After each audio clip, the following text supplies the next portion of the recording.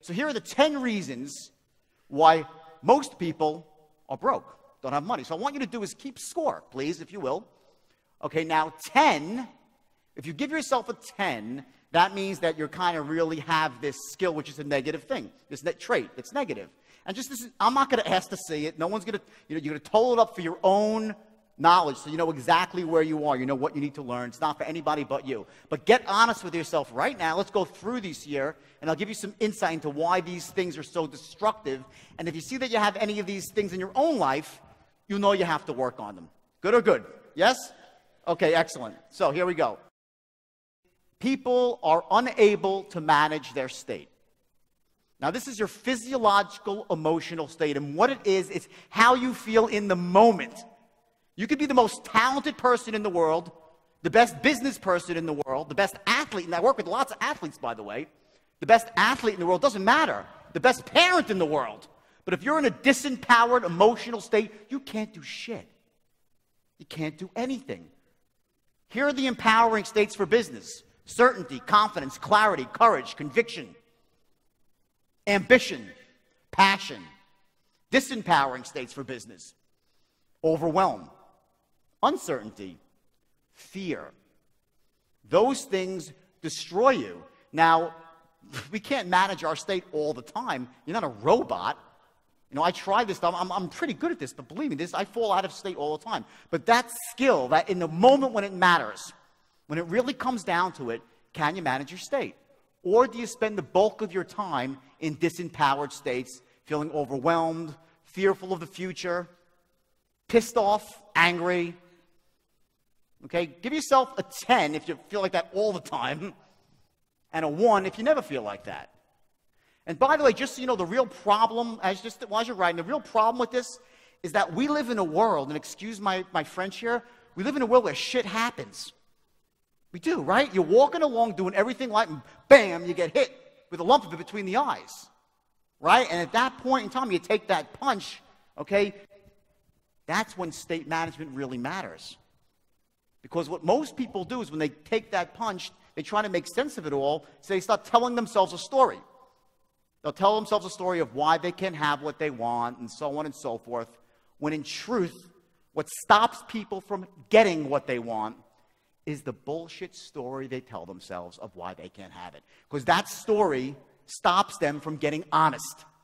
This is about honesty, to see things as they are right now in your life, but not worse than they are, which is what a lot of people do. Then to see things better than they are and develop a plan to get there. And that's exactly what the straight line does. Imagine the straight line for a second. Your life is a map, right? I love this so much. I'm going to leave it there for a while. I love it, okay? Imagine your life is a map, okay? This is where you want to get to, your goal, wealth and success. Who here wants to be wealthy and successful? Raise your hand and say aye. Everyone. Anybody not want to be wealthy and successful?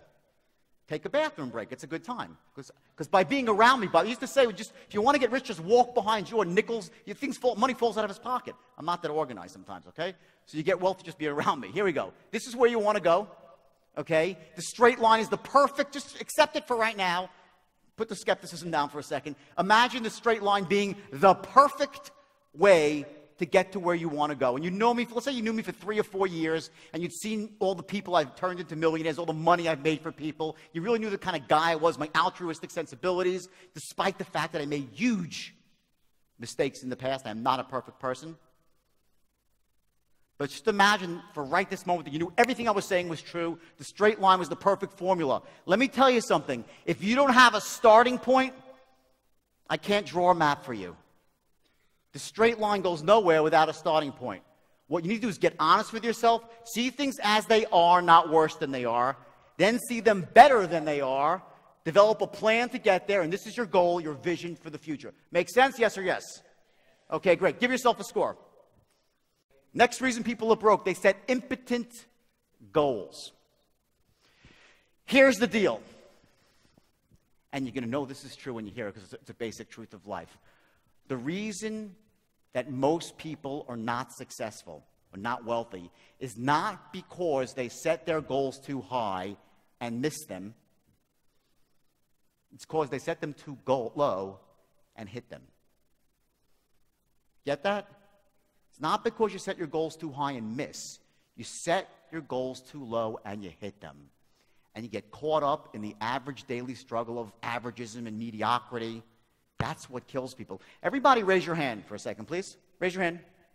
Now raise it as high as you can. I'm going to crouch so I can see. Okay? Now just raise it a bit higher, everyone. Higher. Why the hell did that happen? I say raise it as high as you can. And everyone says, okay, then a little bit higher. Okay, well, if you really mean it, right? You get it? It's that extra inch. That's where you want to set your goal. Not pie in the sky and out of control like it's never going to happen. Because that's a load of crap, too. People that set those sort of goals, they abandon those goals. And we'll get to that later. But the idea here is you want to set the goals just above your comfort zone. So now think about it for a second. Think about your goals right now. How do you set them? Are you setting them very low and hitting them? If that's the case, then give yourself a 10. Are you setting goals that don't inspire you? Some people set goals that might be high, but they're crappy goals. They're not the sort of goals that make you jump out of bed in the morning, make you want to go to work for yourself, to secure the future, not just for you, but for your family. So you don't have to compromise or acquiesce to anybody unless you love them, unless you want to.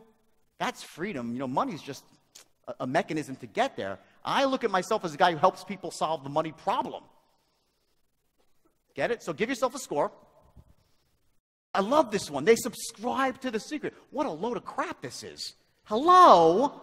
I read this book because I was in disbelief because people will tell, here's the strategy for success of The Secret, right? Go into your house and into a quiet room and you close the lights, draw the shades, and sit on a couch and visualize a big fat check. 25 G's, $1,000 US, okay, with your name on it. And I want you to imagine that check and just make that check go bigger in your mind and make it real, more real, and just put it out into the ether of the universe and the law of attraction will take hold. Just think about it. Bullshit, right? Hello? If that's your strategy for success, the only thing that will show up in your mailbox is not the check, it's a freaking eviction notice from your landlord. They'll be towing away your car. Your wife or your husband will be over the next door neighbor, and you'll be still saying, where's the check? Where's the check? Where's... Okay? The Secret is a load of crap. Okay? Do I believe in manifestation? Yeah! Damn straight I do. But you got to take action. I'm one of those unfortunate people. I tried it. I really did. I swear I tried it. Because I read the book and said, well, let me try, you know? So I sat there and I prayed for the check. Never came. But I went out and started taking action. Guess what? The check came with an extra couple of zeros attached to it. So if you're the sort of person, no judgment being passed here, just a little judgment being passed, that subscribes to The Secret, give yourself a big fat 10. And if you subscribe to the world of action, give yourself a 1. Limiting beliefs. These are killers. There are 2 I want to focus on right now. There's lots of them, but the point is this. There are 2 types of beliefs I want to describe right now. One has to do with life. One has to do with money. Let's go to the life belief first. Will it work? Poor people believe they are creatures of circumstance. That means that the life happens to them. You get that? While rich people are creators of circumstance. I will tell you this, there is no more destructive belief in the world than to think that life happens to you. Because there's 3 things that you do when you don't think that you can create your own destiny. I'll tell you exactly what they are, right? Number 1, the first thing you do is you play what I call the blame game. You start blaming everybody for why you don't have what you want. You'll blame the government, you'll blame your family, you'll blame your spouse, you'll blame your boss, you'll blame the economy, you'll blame the people on Wall Street, which probably deserve some blame, but you'll blame anybody and everybody when you think the world happens to you. You're powerless. The second thing you do is you justify.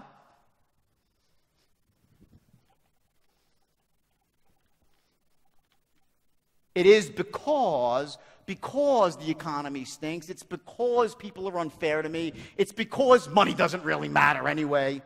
Bullshit. You all know that. I live on love alone. Really? Go bring that to the bank and pay the rent. Hello, okay? I love love. I'm in love. I'm the greatest woman in the world. I'm going to get married next year. for the third time, unfortunately, but I'm getting married next year. Great woman.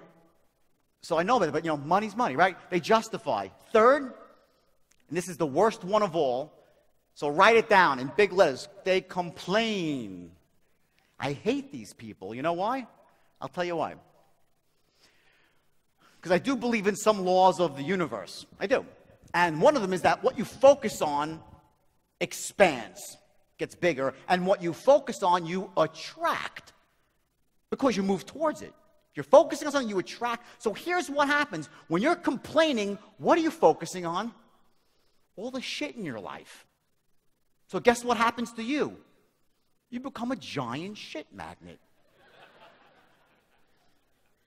Get the picture? I don't want to be around because they attracted to you. You got to get away from them because when you hear someone complaining, it might hit you too. And it's the worst of all. That's what complaining does. So if you're a person that believes that, you're a creature of circumstance, life happens to you, good luck. I don't think any of you are like that. You know why? You wouldn't be in this room. How about that? People that believe they're creatures of circumstance, they don't show up to rooms like this. They just don't. They'll kick and scream at the door. Like the exorcist, if you bring in like the devil into church or something, right? They'll just leave it, forget about it, it's done. They won't come into rooms like this. So you're probably pretty safe on that one. Let's go to the next belief. Poor people think money doesn't matter. Rich people value money. They know it does matter. Okay, again, I said it before. We live in a world where money matters. Now, is it the be-all, end-all? No. But money is a beautiful, wonderful thing. When you have money, you can do great things. You can help other people. You can retire your parents, take care of your children, travel, have freedom to do the things you want to do. Money won't make you happy, but a lack of it, and I've been there, by the way. I've been broke and bankrupt in my life. Not that long ago, about 10 years ago. A lack of money could be a passport to misery. So I say solve the money problem and then look for the higher things afterwards. So real quick, give yourself a score for that one. So here's one of the things that's ironic. I don't come from the seminar world. I come from the real world. I come from Wall Street. I come from the world of business. And I never met so many people who claim to be life coaches in my life. Everyone's a life coach or a business coach or a success coach, and most of them have never done anything. Okay, so you got to be careful. Who do you choose as your mentor? Typically, the people with no money are very quick to offer their advice. True or true? Say it louder. True or true? Damn straight it's true, okay? So be careful who you choose. Now, also, I've chosen some really crappy mentors too, but they were rich. Here's one. Remember I said greed is good in my opening reel? The movie studio loved that. What Gordon Gekko is saying there, he's saying greed is good. Greed cuts through. Greed clarifies. And I was 24 years old when I heard him say that. I heard him say, rip their skulls out and stuff it in a garbage compactor, right? I don't remember some of the lines from them. Great lines, right? The problem is I took some of this stuff to heart. And I thought greed was good. And the truth is this. Greed is not good. Ambition is good. I got to crouch so I can see you. The lights are so bright. Ambition is good. Passion is good. Greed is destructive. The first thing that happens when you get greedy, and I know firsthand, is ethics go flying out the window. It becomes about making as much as you can, as fast as you can, and you do not care who gets hurt along the way. So be careful the mentors that you choose. Don't choose the slubby fat guy in his undershirt with the whiskers on his chin who's never done anything but been a bum. A lot of those people on the phone, they're life coaches. You don't know who's on the other end of the phone on the internet, right? It's true, which can work to your favor. I'll get to that later. For those of you who want to make money really fast, I have some amazing stuff. You're going to make a lot of money just being around me. I got some great ideas. Anyway, and conversely, you don't want to choose that sort of mentor. And when you model someone, when someone becomes your mentor, remember this. You don't have to model the entire organism, right? You can take a piece of them. Take the ambition, but not the greed. Take the strategy, but not some of the other stuff that comes along. So write down your score. If you got good mentors in your life, give yourself a 10.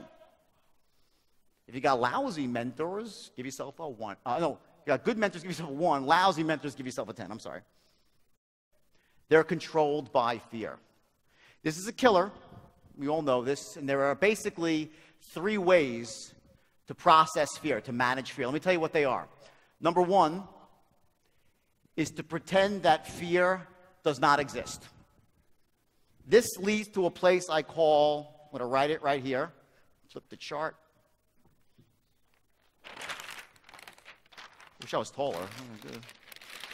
Okay, the biggest, baddest, I'm 5'7", 148 on a good day, okay? So here we go, ready? First way, okay, when you manage fear, right, is you ignore it. You pretend it doesn't exist. And here's where you end up. In a place called poverty and misery. If you try to convince, I'm not scared of anything. I'm not taking action. I'm not starting my own company. I'm not going out there and trying to strike it rich. It's not because of fear. And then what do? So you tell the story. You get it? That's not what you'd say to anybody. What you would say is, money doesn't matter. It's too difficult. I don't come from a rich family. A guy like me is not cut out for that sort of stuff. Oh, it's not important anyway. Those people, rich people, are all idiots. All the stuff that we hear. That's a result of not admitting to yourself that you have a bit of fear. You ignore it and you let it control you. That is the most disempowering state for wealth and success. The most. Second is overwhelm. Third is uncertainty. And along with that, confidence. Second way, I'm going to leave the third one for last. The second way, which is, let me click here. You act in spite of fear. That's what I'm a master of doing, by the way. I was always scared. Scared to fail. Scared what people would think if they knew how I didn't know all the answers back when I was younger. I was scared, but I acted anyway. I never let fear stop me. How many people act that way in their lives? Raise your hand and say, if you do. Anybody have that strategy? It's the achiever's special, I call it. That's what achievers do. They're scared, but they act anyway. Okay? Here's what happens when you have that strategy. You end up in a place called wealthy misery or wealthy anxiety.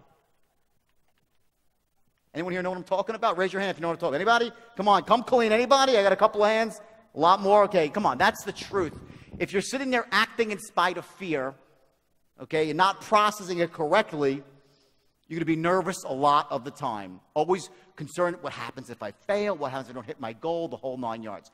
It's better than the first, but it's not the best way. The third way is embracing it and letting it motivate you. And I'll get to that later. But for right now, give yourself a score about how you manage fear. Do you have the achiever's mentality, where you process fear, but you act, but you're scared all the time or nervous? A lot of people like that. Give yourself a score. This is what poor people always do. They try to come up with something spectacular, something new and novel. Okay, that's the biggest trap ever. The opposite is true. You need a proven system. That's why I developed the straight line system out of desperation, because I had 100 companies that were suffering. I needed a way that was basically really, really simple for anybody to run a company, anyone to get wealthy personally. Great quote, Warren Buffett, one of my mentors. Seen him 3 times, and I read all his books. Brilliant. Ever know Warren Buffett? Yes or yes? Yes? Okay. He said, when I buy a business, I want to make sure the systems are so good that even an idiot can run it. Because sooner or later, one will. Okay? So, when you go out there and try to earn money in the past or right now, are you using a proven system, or are you trying to reinvent the wheel? If you're trying to reinvent the wheel, give yourself a big fat 10. If you're using a system, simple, proven, effective, give yourself a 1. This is going to be like golf. The lower, the better. It's a golf score. They're lousy at business. Manchester Farms Meat and Seafood. That was my first business. I started when I was 21 years old. In fact, I started my first business really when I was 9 in a paper route, knocking on doors, expanding my paper route. I made good money when I was 9. When I was 12, I started shoveling driveways after snowstorms, making $20 a pop. Doing pretty good after snowstorms. In Kuala Lumpur, you'd go out of business real quick. Not a lot of snow around here.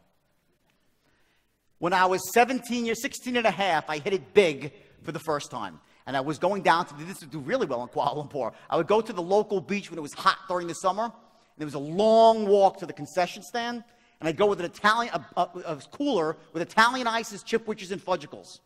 And I started making big money, $600 per day, when I was 16 years old. I was making $20,000 to $30,000 every summer in 2.5 months, and I used that money to put myself through college. My parents didn't have money. I put myself through school working on the beach. My friends were making $1.50 an hour. I was making $600 per day. Best business in the world. Ice cost me 7 cents, sold it for $1. At the end of the day, whatever they didn't sell, it would melt. I didn't care. No cost of goods sold. Who's in business, by the way? You know that's a great thing, right? Great thing, okay? The problem happened with that Manchester Farms Meat and Seafood, which was my first real business in the real world. Can we flip that slide up, please, of the seafood? I started that company, I started that company from scratch with 1 truck. I answered a blind ad in the paper, and I worked for someone else's company for about 2 weeks, figured it out on my own, bought my first truck, and started going door to door selling meat and seafood. Within 7 months, I had 26 trucks on the road and was a millionaire, 21 years old. And I was making money. I bought a beautiful red Porsche, met my first wife, we got married, everything was got a pocket full of money, it was great. Problem? I was making every mistake in the world about business. I had no experience. Business is not a skill that you're born with. You're just not. It's something that you learn. The problem with most people, they just don't know how to do business. No one ever taught them. They don't teach it to you in school. Business 101, bullshit. That's not real world business. You know, that's theoretical. You might get this. I'm not a theoretical sort of guy. Just not. You know, I'm a guy that lives in the real world. Everything I do is real world, works, been proven. So business 101 in college, it's great for some, basic stuff. It doesn't translate. I took business courses in college. I went into that business and I got buried. I thought I was a millionaire. I was actually growing on credit. I overexpanded. I was undercapitalized. And bam, just like that, I was out of business and bankrupt at 23. Lost everything.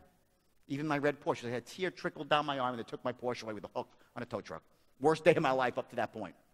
And that's why I went down to Wall Street. Because in my town in New York, when you want to make a lot of money, and you're young, and you're ambitious, and you can sell, you go to Wall Street. I knew some people making a lot of money there. I said, if they can make $1 million a year, I can make $50 million a year. And I was right. That was my path to Wall Street, through the meat business. So give yourself a score. And by the way, if you don't have business experience, guess what? There's nothing to be ashamed of at all. You're not born with this stuff. Someone's got to teach you. Someone's got to show you the ropes. That's it. No big deal. This is the easiest one to master. Because business is very, very easy once you know how. And so is making money. So give yourself a score. 10 if you don't really have any business skills. Or give yourself a 1 if you're really sharp. You know all the stuff. You know about marketing, sales. You know about operations, how to negotiate. You know how to position yourself in a certain way there's a brand. You know how to use OPM. I love this one. OPM. Back to this one. Other people's money. You must master this. It's my specialty. You could be, they say to me, Jordan, this is what they said in the newspaper. You can Google me. You get a good laugh. I got a lot of Google stuff, okay? Thousands and thousands of entries. They said if you flush Jordan down the toilet bowl, he'd come up with a plumber's license. You get that? Good or good? You want to know why? OPM. You could drop me anywhere. I will persuade someone to invest in me. And I'll show you how to do it. It's really easy once you know how. And they make money with me because I have the business skills and I have the straight line system. I can always make money in business. Do I fail once in a while? Yeah, of course I do. Failure is part of the game. But with the straight line, you pick yourself back up. You know where you are. You have an outcome, and you keep going towards it. So give yourself a score on the business front. They're uncomfortable with words like sales and persuasion. This is a big one. There's no way around it, everybody. Who here is a salesperson? Raise your hand. Bunch of people. Great. Guess what? You're all salespeople. Either you're selling and persuading or you're failing in life. Not products, the intangible, yourself, your ideas, your concepts. Selling your kid to make his bed. I'm failing miserably, and I can't get my kid to make his bed. I'm a pretty good salesperson, right? Either you're selling and persuading or you're failing.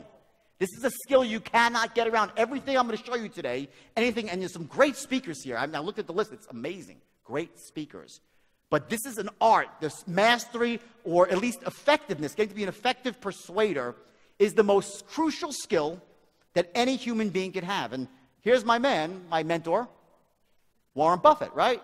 Not the sort of guy that you would think is a master salesman. That's not what his life is about. Guess what? It's the single most important skill Warren Buffett has. And he said it publicly on numerous occasions. But the point is still the same. You have to learn not to be a master salesperson. That's not what it's about, or a hardcore salesperson. You have to become an effective persuader so you can share your ideas, your concepts, your visions with other people. And they'll follow you because you can show the value that you have as a human being. You could have all the value in the world as a person. You could be the smartest person. You could have the cure for cancer. You could have the next great computer chip, anything in the world. If you don't have the power to persuade, to make your thoughts known, to influence others, you can't do anything about it. You're failing in life. Originally, the first thing I came up with was a straight line. It was persuasion, straight line sales system. And it revolutionized Wall Street. To this day, by the way, every major brokerage firm uses my system. Everyone. It's the most effective way to close any human being who is closable. And I'll show it to you very, very briefly. It takes a little bit longer than 10 minutes. But when I come back here for a few days, you will learn it. It's the simplest thing. If you're scared of selling, or this is not even like selling. It's just simply going through emotions and taking someone from this point to that point in a very logical way. No pressure at all. It's the most effective way to sell. So give yourself a score. And be honest with this one, because this is the killer of a lot of people when they say, oh, I don't like sales or persuasion. Just be honest with yourself here. Give yourself a score. 10 if you hate persuasion, think it's evil. And give yourself a 1 if you're really, really good at it and you thrive with it. The biggest one of all, they slave their lives away for a paycheck. This is why most people are broke. They work for somebody else. There's no way around this. It's very simple. There's just no way around it. If you work for somebody else, there are a couple of exceptions. I'll tell you what they are. Number 1 is if you're a commission salesperson working on heavy commission. That's one way around it. Second way is if you work in a certain industry like banking, investment banking, where you can leverage off of a huge company's assets, like a Goldman Sachs or a Citibank or one of the Kuala Lumpur Bank, whatever it might be locally here. There's very few exceptions. Other than that, if you really want to get ahead in life, you have to own your own business. Now, I'm not saying you got to go out and quit your job right now. Absolutely not. I would never tell a human being to do that. When I mentor people, that's not what the straight line's not about that. What it's about is showing you how to start a business that allows you to do it without quitting your current job. That's what it's about. Without having to put up a lot of money. And if you need any money, you learn how to raise it like that. Not borrow it, raise it. Real cheaply.